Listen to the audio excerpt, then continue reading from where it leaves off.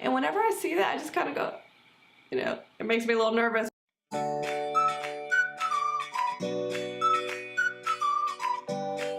Hi, I'm Leslie Maddox, an engineer turned homeschool mom to 3 little boys, and I like to talk about the details of homeschooling because I believe it's the details that can affect the levels of peace and confidence in your home. This video is part of my How to Homeschool series. My goal for this series is to help you to customize your homeschool to fit your family's particular needs and not imitate another family's homeschool. In the first video in this series, I talked more about the uniqueness of each family, and so go ahead and watch that because that's what sets the foundation for your homeschool and being able to customize it and customize your children's education. In this video, I want to talk about homeschool laws. Just like in the last video, I told you that I don't have an education degree, I have an engineering degree, so my point of view, my perspective about homeschooling comes as not from someone with a degree in education, but from someone who is a homeschool parent right there in the trenches with you, and also as someone who was trained to solve problems and to identify problems, find a solution, and then create the solution for the problem. So that's the perspective I'm coming from. And this is where I need to tell you that I'm not an attorney. I am not giving legal advice here. The whole gist of today's video, and you can stop watching it right after I tell you this if you want to, but I hope you continue watching because I want to get into specifics and some details. But the general gist of today's video is me encouraging you to become informed about your local homeschool laws, because that is part of the uniqueness of your family and part of the uniqueness of your homeschool.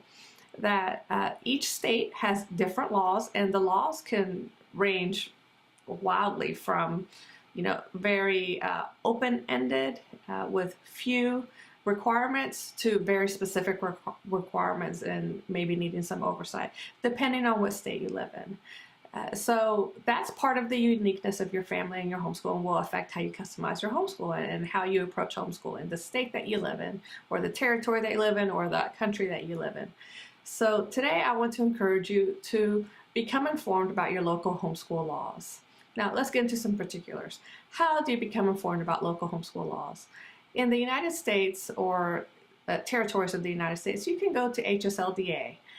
Go to that website. That's the Homeschool Legal Defense Association, and they have information on their website about each state and what the local laws, what the state laws for homeschooling are. So go to HSLDA's website and look up your local laws. Find out what subjects you need to cover. Do you need to keep attendance? Are there a certain number of days a year that you need to homeschool? Or is there someone that you need to work with to homeschool? Find out all those particulars. Print them out and put them in your homeschool binder. In the last video, I suggested that you get a homeschool binder just to have a central place to keep all your things. And for me, it helps to print them out, and then that way I can take notes on the paper if I want to. Or you could, just have a notebook that you store some of this information in, and just write down the specifics of what you need to do. And whatever you need to do to keep those laws in front of you. You may want to laminate them. You may want to put them in the front of your binder, like as a cover instead of in the binder.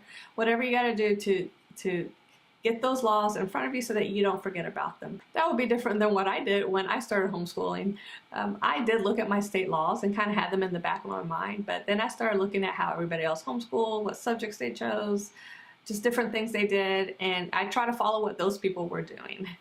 And eventually I kind of worked that out. And I did look at my family and think, well, maybe this won't work out after all. I did make some changes my first year homeschooling to kind of pull back from some of my initial plans that were based on what other people did. But I should have just started out by looking at my family and what was required of me, instead of basing my requirements on what other people were doing, because I didn't fully understand how different homeschool laws were in different states. So I didn't really consider that another family may be working toward a different set of requirements than I need to work toward. And this is, I think, where people can maybe get themselves into some trouble. For example, if you look at how someone's homeschooling in a state with a lot of freedom in homeschooling and with fewer requirements in the state than you're living in, and you think, well, that's all they do, so I guess I'm the same way. I don't have to do that much either.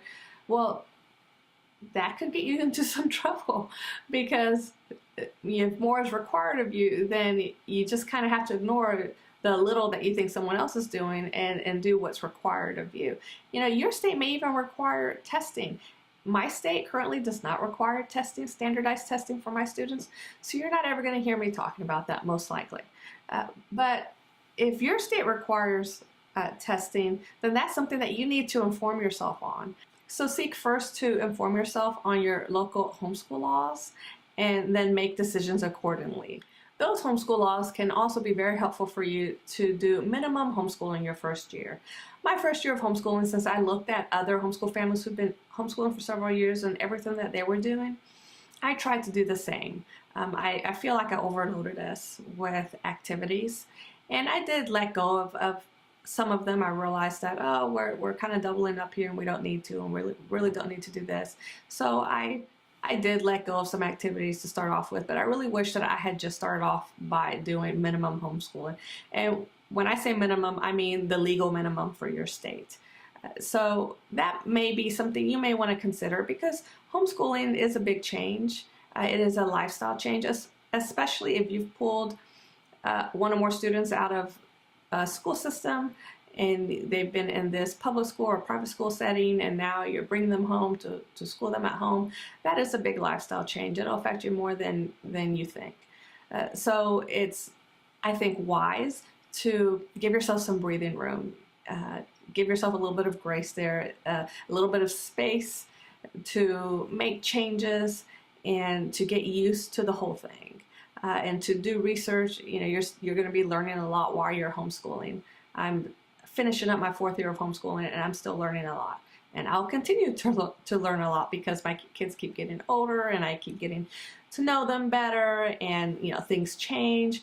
So I think it's important, especially the first year or two, to leave yourself some space, some extra time to work through all the issues and the new things you're learning, and the way your family's adjusting to homeschooling, instead of overloading with activities. So looking at the legal minimum that's required of you for homeschooling could be really helpful in that, and maybe just doing those things, the things that you got to do to meet the state's requirements, instead of doing a whole lot of extra things. You'll be adding those later as you grow in homeschooling and grow in your ability to add on new things, and as you learn. As time goes on, you're going to learn and you're going to grow in your ability to add new things. So you'll be able to add those extra things and those fun things. But maybe the first year you may want to consider doing minimum homeschooling. But a word about high school students. If you'll be homeschooling high school students, meeting the minimum requirements for your state probably won't be enough if they're interested in going to college one day, if there's any possibility that they're going to college. So you'll want to research that, because there's certain subjects that they'll need to take and certain credit hours that they'll need to have, most likely. And so you'll want to do your due diligence and find out about that. My oldest is going into 5th grade next year, so we're not there yet. But I saw a while back a video done by Candace at Homeschool on the Hill. She did a nice video about high school, and I watched it just because I was interested.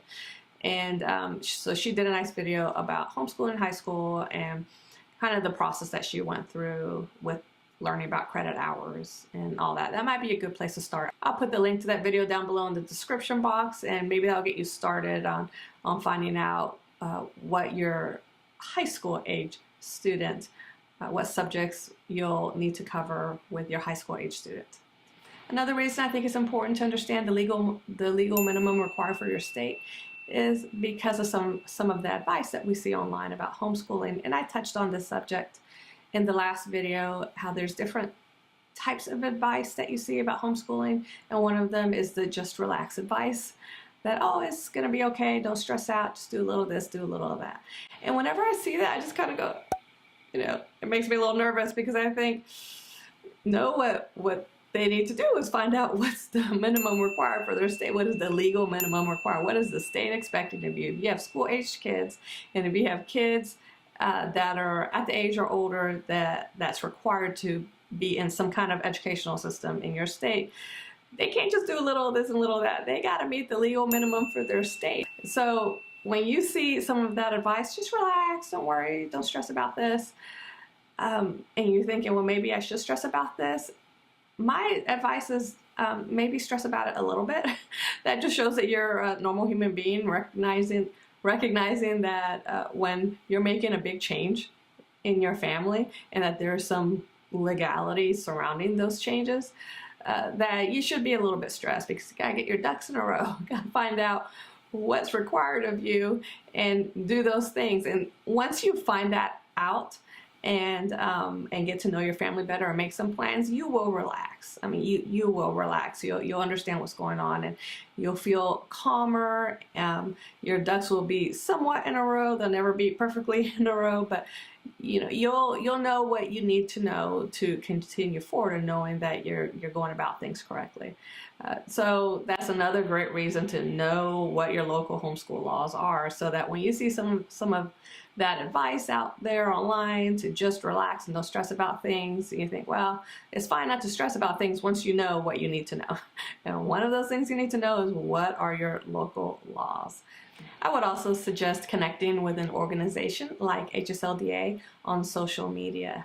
I find that to be very helpful and eye-opening, because they let you know about legislation that is in the works or maybe impending regarding homeschooling, and also just general parental rights, as well as stories that they share sometimes about specific homeschool families that they've helped, where they've had to step in a legal capacity and help them in a situation. This was really eye-opening for me, because I realized that even when you're doing everything right, still, because of miscommunications or not understanding something, or somebody being nosy, sometimes you might still need some legal protection. So because of that, I also think it's important not just to connect with them on social media, but also maybe to join an organization like HSLDA, where you can get some legal protection if you should need it. I've done that. I actually live in Texas, and there's an organization in Texas called THSC, that's the Texas Homeschool Coalition, and I've joined them. The fee, I think, is very reasonable. I think I'm on like a monthly plan that I pay. So it's very reasonable, and it's worth the peace of mind to me, knowing that if the need should ever arise, there's a number I can call. Also, they guided me through, they have a portion of their website where they guide you through the withdrawal process. If you have to withdraw a student from the public school system, how to do that, and how to copy them on emails, and all, so that they have a record of you withdrawing from the school system.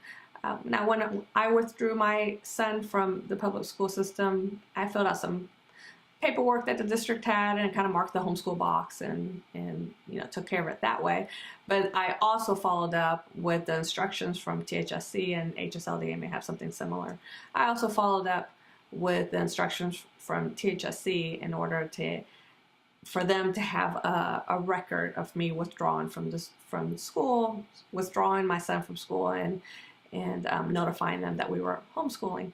One more thing regarding homeschool laws. I know that sometimes we have a vision for our homeschool, and we wonder if following the homeschool laws is going to keep us from bringing this vision into fruition about what we want our homeschool to look like, and not just a homeschool, but what we want education to look like from our kids, especially if the vision that we have for our children's education is in stark contrast to traditional educational methods. And so I know that that may put a damper maybe on the fun you may feel about homeschooling, or maybe it just feels overwhelming. You think, wow, that's a lot to do. There's so many responsibilities. Do I really want to do this? I know that thinking about homeschool laws can feel, I'm trying to present it in a positive light, but it can feel maybe not so positive. So maybe it will help to think of it this way. these homeschool laws can really help to be a helpful framework to help you to know that you're doing enough for your kids. That's the way I see it. When you're homeschooling, something that a lot of homeschool moms get concerned about is, am I doing enough for my kids? I think most of us have that thought at some point. Am I doing the right things? And are they learning? Am I teaching them enough? Are we covering what we need to cover? Even if you're pretty confident in your schooling and in your homeschooling, even if you've been doing it for several years, I think that thought is common. So if you're following the homeschool laws, though, if you're making sure to see what all the laws are and making sure that you meet every requirement, I think you can feel pretty confident that you're doing enough for your kids. It really helps you. It really kind of helps you mentally to feel like you're doing what you need to do. Because there are some people who sat down and figured out through a lot of effort and talk and just the legislation, in our state, what should we require of students that are homeschooling? What subjects should they cover? So some people went to a lot of effort to do that, and more. There's more than just what subjects to cover. They went through a lot of effort to make a lot of decisions about it. So they've made those decisions for you already. And I think that can be helpful, because now you can take what they've said, this is what we require, the minimum that we require from you. You can take that and let that be a framework for you. There is still a lot of freedom in how you do things, and curriculum you choose, and how you schedule things for your kids, and how you approach education, and really just each and every day. There's still a lot of freedom there for you to be able to customize your kids' homeschool. So I suggest seeing it that way. And if that's still not enough, if you're still feeling very overwhelmed by the idea of following homeschool laws, or don't like the idea of these laws intruding on your vision, I respectfully suggest that you might reconsider homeschooling in the near future, until you can kind of come to terms with that. To me, it's just not worth the putting my family in legal danger to ignore those laws, number one. And number two, it just might not be the right time. When I started homeschooling my oldest when he was going to first grade. And at that time, I had a toddler and a nursing baby. I considered homeschooling my son, pulling him out of public school during kindergarten.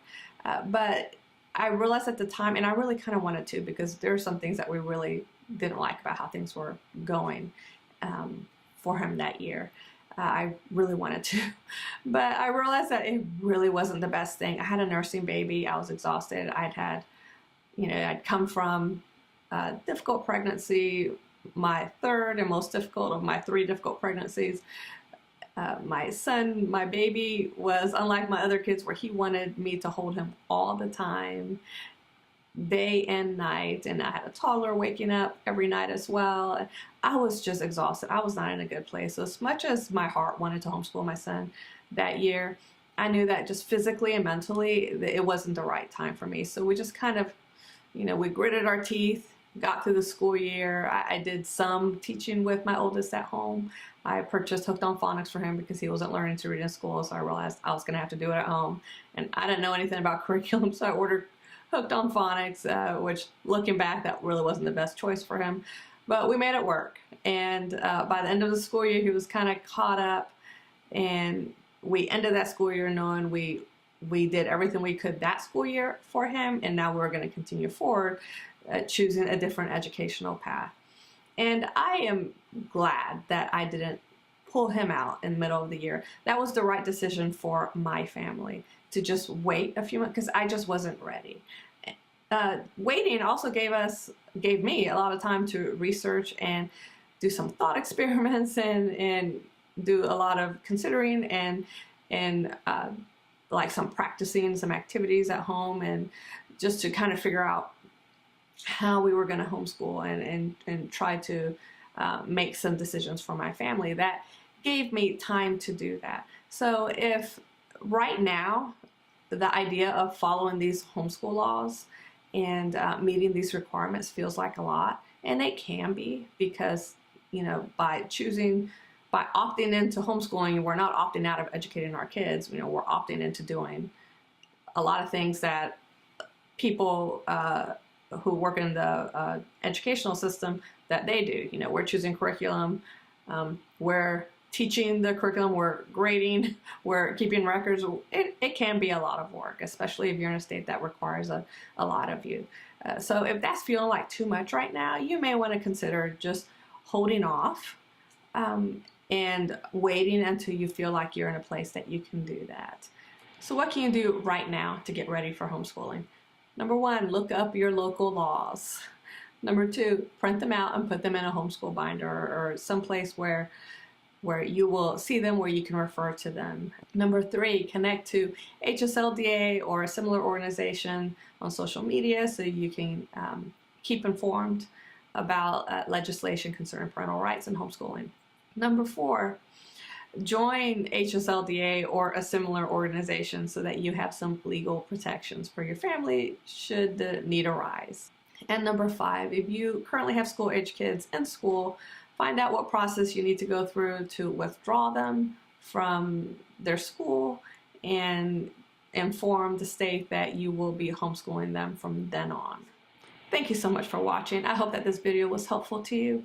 In the next video, we'll continue to talk about the uniqueness of your family, but more specifically about each student and also you as the homeschool parent, and how different learning methodologies help different people and how that can affect the decisions that you make about your homeschool. I'm excited about it. That's one of my favorite things to talk about.